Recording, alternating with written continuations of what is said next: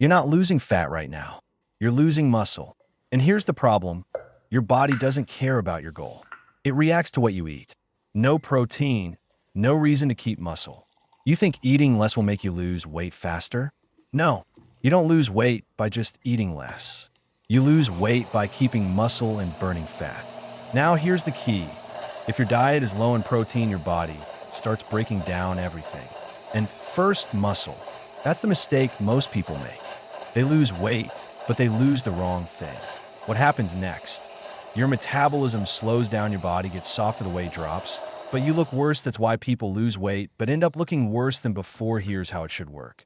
Protein is a signal to your body to keep muscle, recover properly, and burn fat. And it's not just about muscle. Protein supports your entire body recovery, joints and tendons, hormones, your immune system. And here's what most people miss. Protein controls your hunger. You stay full longer, you crave less sugar. And it's easier to stay in a calorie deficit without enough protein. Weight loss almost always leads to binge eating. So how much do you need? Around 1.5 to 2 grams per kilogram of body weight. This is the foundation. Fix your protein, and everything gets easier.